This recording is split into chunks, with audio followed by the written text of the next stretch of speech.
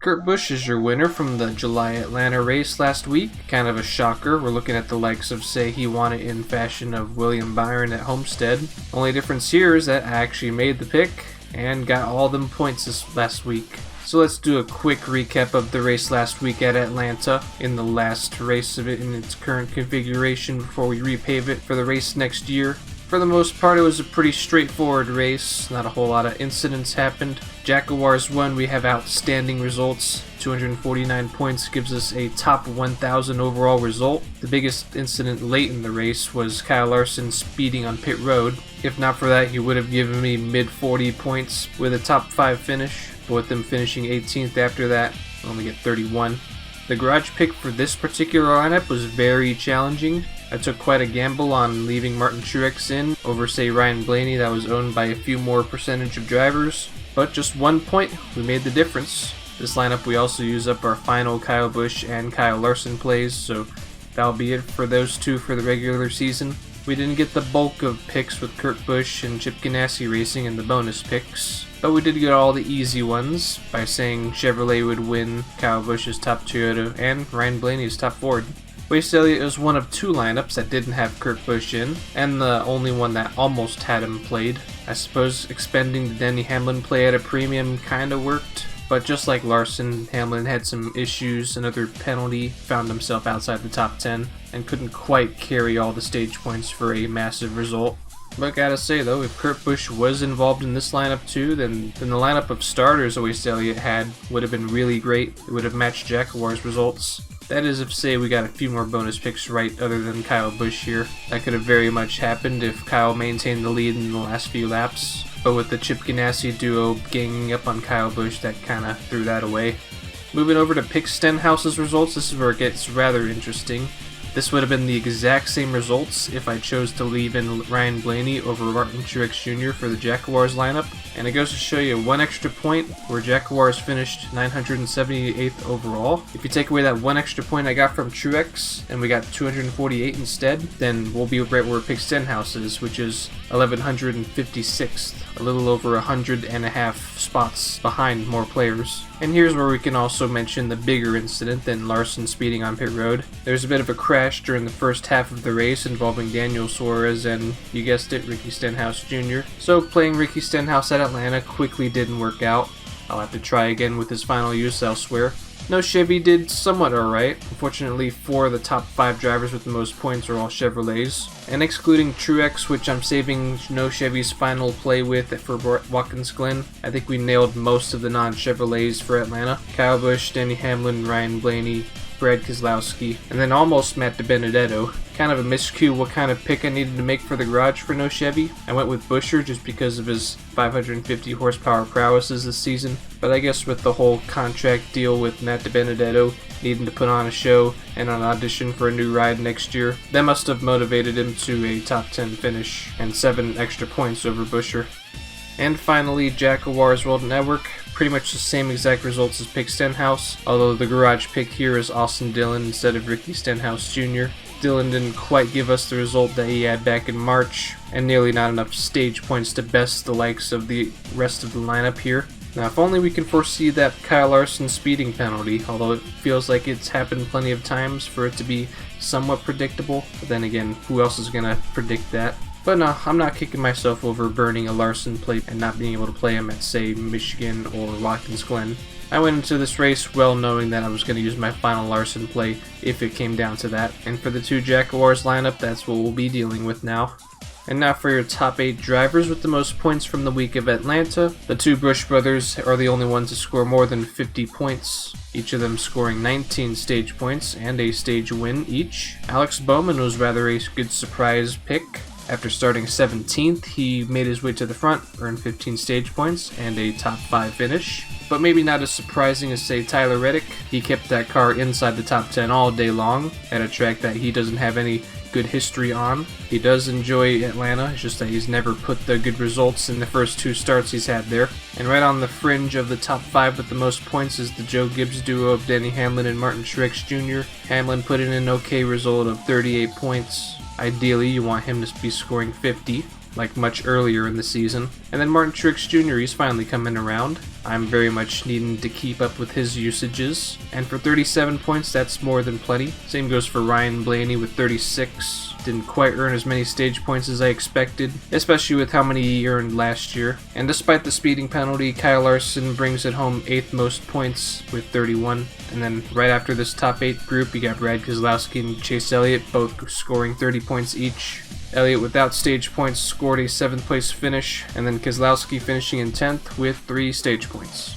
Here's the playoff standings and the cut line. Now that Kurt Busch won and he's in the playoffs, the cut line has been stretched wide open. In the last playoff spot with Tyler Reddick, you gotta go 96 points down to Chris Buescher to see the playoff gap now.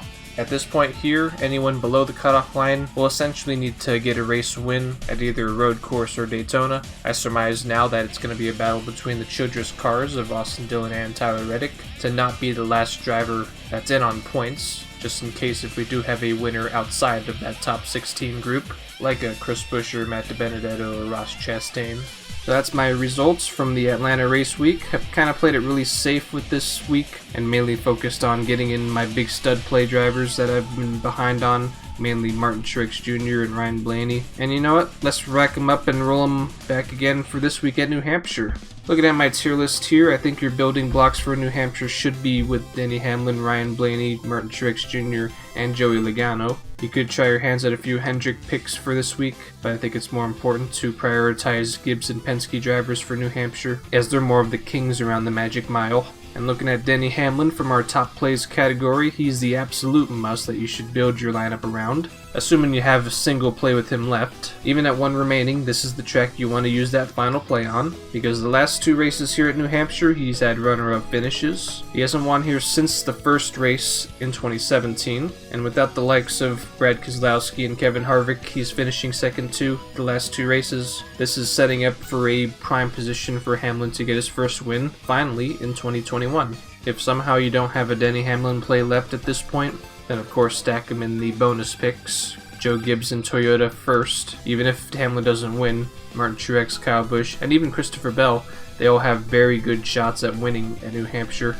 Now this next one might come as a shocker, but this is really just based on what we're seeing with the ownership percentages. As of recording this is a Friday morning. Tyler Reddick is about 9th most in ownership percentage, so you could probably stick him in top plays. But from where I draw the line between top plays and blind spot picks, if it's higher than say 25%, then okay, top play. But in Joey Logano's case, he's tied with William Byron and Chase Elliott for only 11th most in ownership percentage. For a track like New Hampshire, that's insane. Logano has finished inside the top 10 in the last 4 New Hampshire races, and just like Denny Hamlin, he's been a beast on 750 horsepower races this year. In terms of usages, even at 1 remaining, this is where you want to play your final Logano play. This is by far the best remaining track for Logano to have a monster result, the likes that we've seen in Richmond and Phoenix earlier this year. Now depending on what we see with ownership percentages leading up to Sunday's race, if Logano's ownership percentage moves up to about 24, or if it increases by 10% in the next 2 days, then for sure Logano is a top play. But at just 20%, playing Logano here is going to be a big X factor in gaining a lot of ground in the overall standings. Long shot plays, these are some drivers that haven't had very good momentum, like Matt DiBenedetto, Eric Almirola, and Brad Keselowski. He is the defending race winner here from last year, and it feels like quite a while ago since Keselowski won at New Hampshire and all those other 750 horsepower races last year, because since the start of 2021, Keselowski has been horrendous on 750 horsepower races. Now Keselowski is entering this race with some sort of momentum. He did finish 7th last week, and he's starting in an okay 11th starting spot. Keselowski's a play you can easily skip out on just because of his 750 results. But unless you're really shot on usages, say if you really can't afford a Denny Hamlin, Joey Logano, heck even Martin Truex or Kyle Busch, then even at this stage of the regular season where usages are starting to become minuscule, it's going to be tough to find a good enough reason to play Keselowski in these closing phases of the regular season. There's only 2 tracks I'm personally looking at Keselowski for, those being Michigan and Daytona. All the other tracks before those 2, I'm going to be working on getting all my stud plays in. Cautionary plays, I can honestly throw all these in the avoids. The only reason I haven't done that is because some of these drivers in this caution play category are somewhat playable, and depending on usages, if you need to get on move on, then I would suggest that you get those 2 plays in, whether it be from Chase Elliott or Kyle Larson. Now the numbers suggest that New Hampshire is Kyle Larson's worst track. It's down there with, say, Martinsville. But with how good Larson has been in the last 2 months, then nearly anything is possible with Larson. However, if you're at 1 Larson play left, absolutely save this pick for next race at Watkins Glen. At 2, save that next one for Michigan. But if you're at 3, you can possibly go for a play here at New Hampshire. In that kind of situation, then there's really not much I can do to stop you. But looking at the ownership percentage with Larson, he's not the worst pick you can make here at New Hampshire, with him ranking 5th in the most ownership percentage, currently at 31. Heading into the avoids, this is a rather simple one. New Hampshire is a track where you gotta get your stud drivers in, and don't get too cutesy with sleeper picks, especially one with weaker equipment from the likes of Eric Jones, dare I say Bubba Wallace, even Daniel Suarez. Austin Dillon's a pretty simple avoid. His results at New Hampshire haven't been nearly there. If you want to go with the RCR camp, go with Reddick instead. And then there's Ricky Stenhouse Jr. at New Hampshire. In 13 starts here, he's never posted a top 5 finish. His best one came at the first 2014 race with a 9th place showing. In the stage era racing, he has never earned a single stage point here. And in those 5 races since 2017, he's had a best finish of 14th here. For Pick Stenhouse, now that the Atlanta pick didn't work, I'll take whatever track I can at best before Daytona. That way I'm not forcing myself into a must-play situation when coming into Daytona, which is exactly what I ended up doing last season. But getting back to Stenhouse at New Hampshire, not only has JTG equipment been very hit or miss all year long, but also Chevrolet is not the ideal manufacturer to be running good at New Hampshire. That's easily for Toyota and Ford. If you really want a good result with the Chevrolet, I would say Alex Bowman or Tyler Reddick have the best chances. Meanwhile, at best, Stenhouse is going to give you a top 25 result, and that's not to mention he's starting way back in the field after crashing at Atlanta all the way back in 29th. So that's what I think about a handful of drivers for New Hampshire. Now let's look at our lineups. Jackuwarz 1, we're going the same similar strategy that we did with Atlanta. Now we don't have Kyle Busch or Kyle Larson left. We'll be picking the next drivers in line with high ownership percentage. As it sits right now, Kurt Busch does have the most ownership percentage at 43, but I'm not going to pick him for this week. I think there's other drivers that can get the job a bit better done. Ryan Blaney is next in line for the most ownership percentage. I'm sticking with my building blocks of Denny Hamlin, Ryan Blaney, Martin Truex Jr., and Joey Logano. Each of those drivers I have multiple usages remaining, so that's an easy pick to make. So I'm in no worries about usage situations there. And if I am, that's what Tyler Reddick is there for. Picking Reddick this week is less of a usage situation and more so of a pick that's going to help me stabilize this lineup and to give me a good round out result following the rest of them. And even though I'm at 2 Alex Bowman plays left with this lineup, I can easily have those 2 for Watkins Glen and Indianapolis. I feel I do need to make at least 1 Hendrick play for this week, and with no Kyle Larson plays left, I think Bowman is the best suitable one I can make.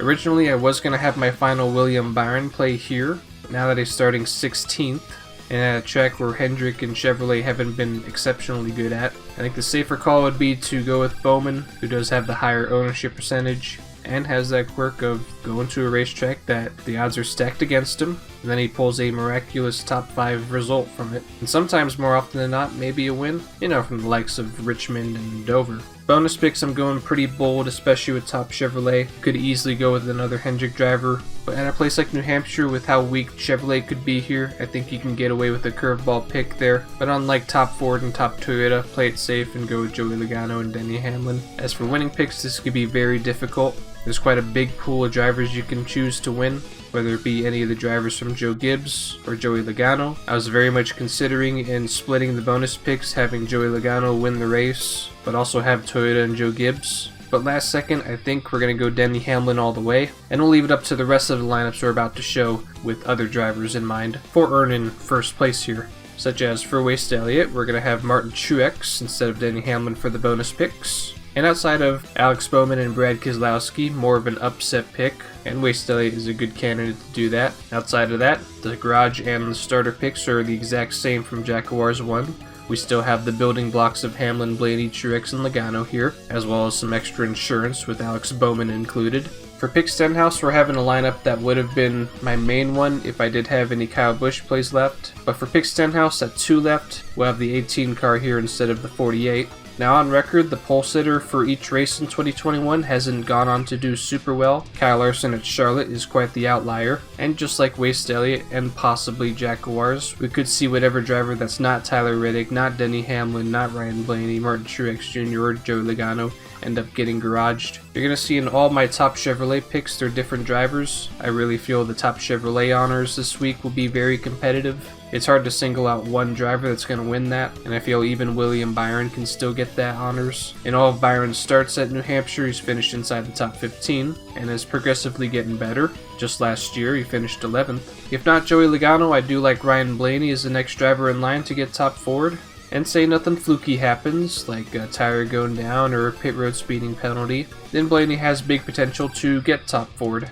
No Chevy's going to have my only Kevin Harvick play this week. I could have easily had Keselowski in here also, but I think at 2 usages remaining, I'm going to save those 2 for Michigan and Daytona. No Chevy's at its final Denny Hamlin and Ryan Blaney plays. And for New Hampshire, this is where we're going to be spending those. In bonus picks, this is more of an upset if Team Penske and Ford wins over Joe Gibbs. But if they do that, it'll be with Joey Logano. Same goes for Christopher Bell if he does pass all of his teammates to get top Toyota. And then of course Chase Elliott. Now even though New Hampshire isn't quite Elliott's strongest track on the calendar, in last year's race he did squeeze out the top Chevrolet if there would be one last year. It was awfully close. From what I remember, there were about 7 Chevrolets behind them. We'll see if we can't give No Chevy the strongest, most straightforward picks. Jackuwarz World Network is going to have the roster I initially set up on the morning of Tuesday, and that was to pair Tyler Reddick and Brad Keselowski along with my 4 building blocks. Keselowski's in the garage. I won't be too surprised if he stays there the entire race, and we'll give World Network a second Joey Logano and Team Penske winning pick. My 5th pick in top Chevrolet, that's going to be Kyle Larson. I was very close to having Kurt here instead, but even though New Hampshire isn't Larson's best track, I still wouldn't rule him out and get top Chevrolet, especially with the rest of the Chevrolet drivers not going to fare just as good as, say, Larson would. I feel it's going to be dead even between either Denny Hamlin or Martin Truex Jr. to get top Toyota, and so 2 of my lineups have Denny here, and then another 2 is going to have Truex, World Network included. And so those are my picks for New Hampshire. I'm sort of rolling with the same strategy I did that made Atlanta's weeks really good, which is play the ownership percentage game. But I do have a few picks of my own that are going to be very good. I'm intrigued on how Reddick can do in his second race here at New Hampshire, and seeing the low ownership percentage of Joey Logano, he can very much propel me up the ranks also. The Foxwoods Resort Casino 301 at New Hampshire is going to be on Sunday, July 18th. Race coverage kicks off at noon Pacific Standard Time, and after this race we have a 2-week break for the Olympics. And on August 8th we will resume the last few regular season races with Watkins Glen. And during that 2-week break I will be finally getting around to the weeks that I didn't cover and recapping you guys my results from those weeks. Those being from Darlington, Dover, Circuit of the Americas, and Nashville. Enjoy the race at New Hampshire this week. Thank you for watching as always, and I'll catch you next time.